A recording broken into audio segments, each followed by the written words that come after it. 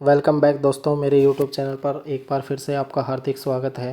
दोस्तों, आपके सीईटी का जो भी एग्ज़ाम कंप्लीट हो चुका है, नेक्स्ट अब ग्रुप डी आपके लिए सबसे पहले देखने को मिलेगा। ग्रुप डी और जो ये अपना हरियाणा पुलिस है, हरियाणा के अंदर जो नेक्स्ट दोनों भर्ती आ रही हैं दोस्तों, वो ये आ रही हैं। ठीक है, ग्रुप डी को आपको पता ही होगा, एक पेपर होता है दोस्तों, और एक पेपर के अंदर ही आपको सिलेक्शन देता है। हरियाणा पुलिस का सबसे पहले यहाँ पर फिजिकल आएगा दोस्तों। इन दोनों के अंदर भी अपना ग्रुप डी पहले आ रहा है, और ग्रुप डी आ रहा है तो दोस्तों हम इसके कंप्लीट सिलेबस पर बात करेंगे। देखो, इस वीडियो में हम किसके ऊपर बात करने हैं, तो ये इसका सिलेबस, ग्रुप डी में जो सिलेबस आने वाला है, और जो मेन सब्जेक्ट है आपको फोकस किसके ऊपर करना चाहिए, क्या स्ट्रेटेजी होगी इस पेपर को क्रैक करने की, लास्ट ईयर क्या कट ऑफ थी। ठीक है, अपनी वीकनेस फाइंड करेंगे दोस्तों कि हमारी गलतियां कहाँ हो रही हैं। और देखो, आप पूरे दिन रात पढ़ रहे हो, ठीक है, पढ़ तो पूरे दिन रात रहे हो, लेकिन वहाँ पर नंबर यही 60, 58, 62 जो बन रहे हैं आपके, 65 जो बन रहे हैं, ये 65 से आपके 80 क्यों नहीं जा रहे। यहाँ किस चीज़ की गलती हो रही है, आज हम इसके ऊपर दोस्तों देखेंगे। एक इसका एग्ज़ाम डेट देखेंगे, कितना एग्ज़ाम डेट हो सकता है और इसके अंदर कितनी वैकेंसी आ सकती हैं। ठीक है, ये अपने 4 से 5 मेन टॉपिक हैं इस वीडियो के अंदर, इसके ऊपर डिस्कस करेंगे कम्प्लीटली। ठीक है, आप बने रहें लास्ट तक दोस्तों, आपको इन्फॉर्मेशन अच्छी मिलेगी। टू द फैक्ट स्टार्ट करते हैं। देखो, एक बार मोटा मोटा आपको सब्जेक्ट बताता हूँ। सबसे पहले तो इसमें रीजनिंग आ रही है। रीजनिंग के इसमें 10 ही क्वेश्चन होंगे। ठीक है, 10 क्वेश्चन 10 मार्क्स, आपको पता होगा सोशियो इकोनॉमी के मार्क्स हट गए हैं, अब 100 क्वेश्चन 100 नंबर के होते हैं। ठीक है, रीजनिंग 10 नंबर हो गई। रीजनिंग के बाद हिंदी और इंग्लिश, ये तीनों, रीजनिंग, हिंदी और इंग्लिश, तीनों कितने, 10-10 नंबर के। ठीक है, इसके बाद मैथ का वेटेज इसमें कितना है, वही 15 नंबर का। साइंस का वेटेज, ये एक्स्ट्रा सब्जेक्ट जुड़ गया यहाँ पर, जो अपने सीईटी के अंदर नहीं आया। सीईटी के अंदर 1 से 2 क्वेश्चन देखने को मिले थे सिर्फ, इसके अंदर कितने हैं दोस्तों, 15 क्वेश्चन। ठीक है, 15 के बाद यहाँ पर जो मेन जीके है, ये कितना है, ये भी 15 नंबर का वेटेज कवर करेगा इसमें। और जो हमारा एज़ यूजुअल हरियाणा जीके कितना, 25 क्वेश्चन। ठीक है, इस सीईटी के अंदर भी हर टॉपिक, हर जैसे पेपर हुआ उसके अंदर 22-23 क्वेश्चन या फिर 24 तक भी देखने को मिले हैं। ठीक है, तो जो 25 बोल रखा है वो सेम क्वेश्चन आ रही है, तो ये हमारा वेटेज होगा दोस्तों। तो मैं आपको बताऊंगा दोस्तों कि इसकी रणनीति क्या होगी, कैसे आप 80 तक इसमें पहुंच पाओगे, और आपका एग्ज़ाम डेट कब है, इसके अकॉर्डिंग जो अभी जो टाइम बचा है, इसी टाइम में हम ये 80 के क्रॉस करने की कोशिश करेंगे। ठीक है, तो ये सिलेबस हो गया। सिलेबस आपने देख लिया, इसका स्क्रीनशॉट ले लेना, वरना इसकी पीडीएफ में डाल दूंगा। ठीक है, एक बार देखो, आपने जो अभी सीईटी का एग्ज़ाम दिया है, सीईटी के एग्ज़ाम के बाद देखो, उस पेज को उठा के फेंक मत दो। वो पेपर उठाया, आंसर की चेक की और उसको उठा के फेंक दिया, और वो जो 60, 62, 65 जो भी आपके नंबर बने हैं, उससे आपको सीखने की ज़रूरत है। देखो, सीईटी एक याद हो गई है अभी, इसको भूलना उतना ही ज़रूरी है जितना जल्दी आप इसको भूल सकते हो। देखो, इसको भूलना ज़रूरी है, और इसके बाद जो ग्रुप डी आ रहा है दोस्तों, इस पर फोकस करना है। इस सीईटी से हमें क्या सीखना है, सबसे पहले आपको देखो एक ऐसे चार्ट बनाना पड़ेगा। हम सीजीएल मेंस की तैयारी करते थे, तब हम ये चार्ट बनाते थे, और इस चार्ट का बहुत बेनिफिट होता था दोस्तों। इसमें देखो, आपको क्या करना है, सबसे पहले ये ऐसे सब्जेक्ट लिख लेना है जैसे मैंने लिख रखा है, इसके अंदर अपना पेपर उठाना है। ठीक है, पेपर उठा के आप अपने आप को चेक करना है। सबसे पहले आउट ऑफ 5 क्वेश्चन थे इसमें। ठीक है, इसमें 15 क्वेश्चन थे, इसमें कितने थे, 15 थे। जीके के आप देख लेना, हरियाणा जीके कितने, 23-24 क्वेश्चन इसमें थे, इसमें 15 थे, इसमें 10 थे, जो भी बच गए 20, और 20 और ये 40, 60, 70, 85, 10-15 नंबर यहाँ भी थे। ठीक है, तो आप देख लेना। सबसे पहले आपको दोस्तों ये चेक करना है कि आपका वीक जो पॉइंट है, वो वीक पॉइंट कौन सा है। ठीक है, आपको देखो कंप्यूटर में कितने ठीक हुए, 2 ठीक हुए, 3 ठीक हुए। अब जैसे डी ग्रुप में तो कंप्यूटर आ भी नहीं रहा है, तो इसको पढ़ने की ज़रूरत नहीं है, कट लग गया इसमें। मैथ में आ जाओ, किसी भी बच्चे का मैथ वीक है, आप एनालिसिस करो अपने आप को, 6 क्वेश्चन गलत हैं, 7 गलत हैं, 4 गलत हैं, 5 गलत हैं। ठीक है, आप अपनी तरफ से आप आपके हिसाब से इसको चार्ट को बनाते हुए चलो। रीजनिंग में देखो 2 गलत हैं, 3 गलत हैं, फिर इसके अंदर ऐसे सारे टॉपिक लिखते चलो, जिस भी टॉपिक में आपके दोस्तों सबसे ज़्यादा गलत हो रहे हैं। ठीक है, जिसमें सबसे ज़्यादा गलती हो रही है दोस्तों, उस टॉपिक को उठाओ, उस चैप्टर उस सब्जेक्ट को उठा के और उस सब्जेक्ट में आप टॉपिक चेक करो आपको कौन सा टॉपिक नहीं आता। मैथ्स के अंदर अगर दोस्तों गलत हो रहे हैं यहाँ आपके, तो अब आप अगर हरियाणा जीके यहाँ पर पढ़ रहे हो, ठीक है, तो ये मैथ के देखो जो आपको सही करने का अभी टाइम है, अभी टाइम है सही करने का 40 दिन नियर अबाउट। आपको अब मैथ ठीक नहीं करा तो लास्ट के 10 दिन में जाके मैथ कैसे ठीक कर दोगे? कौन सी ऐसी जड़ी बूटी, कौन सा टीचर पढ़ा देगा आपको जो आप अपनी कमज़ोरी पे काम नहीं करोगे और आप यहाँ पर हरियाणा जीके फिर से उठा लोगे, रील चलती रहेंगी तो ये मैथ के फिर आपके डूब जाएंगे। देखो मैं आपको बताता हूँ, जब भी कंपटीशन क्रैक होता है तो आपका हरियाणा जीके का कोई मतलब नहीं होता है। ना तो आपका सिलेक्शन ये रोकती है, ना ये आपको सिलेक्शन दिलाती है, ये आपको बनाए रखती है कंपटीशन में। सिर्फ 25 नंबर की आती है, हरियाणा का हर बच्चा 17-18 क्वेश्चन ठीक करता है, ठीक है। जो भी अच्छे पढ़ने वाले की बात है। अब जो गांव में बस स्टैंड पे धक्के खाते घूम रहे हैं उनकी बात नहीं है।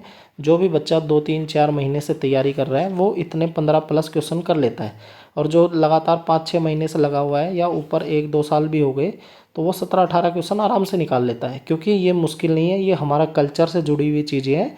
तो जल्दी याद भी जल्दी होती है और ईजी भी है, एक लिमिटेड सोर्स है इसका, है ना। तो एक बुक कोई भी उठाओ, आपके डेली के 10-15-20 पेज पढ़ो इसके, बस इनफ है, ठीक है। ये आपने देखो मैं बोल रहा हूँ आप 15 पेज पढ़ो, आप अपने दिमाग में सोच रहे होगे सर 15 पेज पढ़ने में 4 घंटे लग गए, आप ये बोल रहे हो कि इनफ है इतना। देखो आपने सीईटी के अंदर इस बुक को पढ़ा भी होगा, जहाँ से कंटेंट आपने हरियाणा जीके का पढ़ा है, ठीक है, उस कंटेंट को चेंज मत करो दोस्तों, उसी कंटेंट को फिर से रिवाइज़ करो, और जो रिवाइज़ हो रखा है कंटेंट उसको पढ़ने में इजी है, जल्दी पढ़ पाओगे आप, ठीक है ना। तो इसमें ज़्यादा फोकस नहीं करना है, हरियाणा जीके में आपको आती भी है, आपको फोकस करना है जो आपका वीक पॉइंट है, ठीक है। वीक पॉइंट पे काम करना है। किसी का मैथ वीक है, किसी का इंग्लिश वीक है, किसी का हिंदी में खाली 2-3 क्वेश्चन ठीक हो रहे हैं, ठीक है ना। तो ये अपना जो वीक पॉइंट है इसका टाइम है अभी क्रैक करने का, ये ज़रूरी है, ठीक है ना। तो आप देखो अगर आपका स्ट्रॉन्ग पॉइंट जैसे हरियाणा जीके स्ट्रॉन्ग हो गया, ठीक है, इसमें 20 क्वेश्चन निकाल ले गए, मैथ ठीक आपको आता है, मैथ में 15 निकाल ले गए, 15 में से 13-14 नंबर तो आराम से निकाल ले जाओगे, ठीक है ना, इतना मुश्किल आता भी नहीं है भाई। तो आप में अगर आपकी वीकनेस निकल गई ना दोस्तों, तो ये आप 75 से 80+ कर पाओगे। अगर वीकनेस पे काम नहीं किया, आप वही चीज़ें बार बार पढ़ते रहे। देखो हरियाणा में एक ट्रेंड है, हरियाणा का ट्रेंड मैं देख रहा हूँ पिछले काफ़ी सालों से, एक ही ट्रेंड है, जैसे ही पेपर नज़दीक लगता है पूरी जो मार्केट है ना वो कैप्चर हो जाती है हरियाणा जीके से, ठीक है। कहीं भी आप कोई भी प्लेटफॉर्म उठा के देखो, ना तो कोई रीजनिंग पढ़ाता हुआ मिलेगा आपको, ठीक है, मुश्किल से 1-2 वीडियो पूरे दिन में, ना कोई मैथ पढ़ता हुआ मिलेगा आपको। आप क्या है हरियाणा जीके की मैराथन ऐसी अट पटांग पता नहीं कौन से बजट उठा लाएंगे, बजट के अंदर से एक लाइन उठा लाएंगे, उस एक लाइन के अंदर से पता नहीं उसकी घी निकाल देंगे। लेकिन इतनी डीप पढ़ने की ज़रूरत नहीं है, वो 1-2 क्वेश्चन आता है वो सबका गलत होगा, सब वहाँ पे तुक्के लगाएंगे। आपको उस टाइम पे आपको पढ़ना चाहिए साइंस, साइंस के बाद आपको मैथ्स के टॉपिक रिवाइज करने चाहिए, रीजनिंग की आपको प्रैक्टिस करनी चाहिए, आपको इंग्लिश लैंग्वेज पे कमांड होनी चाहिए, हिंदी पर आपको जो लौकिक मुहावरे वगैरह हैं ये एक बार रिवाइज कर लो। आपको लगते हैं आसान है लेकिन वो चीज़ें पेपर में जाके गलत हो जाती हैं, ठीक है ना।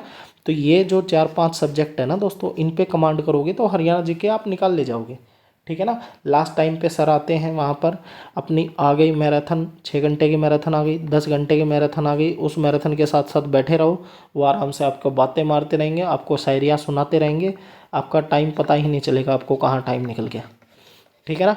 और ये फिर रील शुरू हो जाएंगी, बाबा का थाना शुरू हो जाएगा दोस्तों फिर से।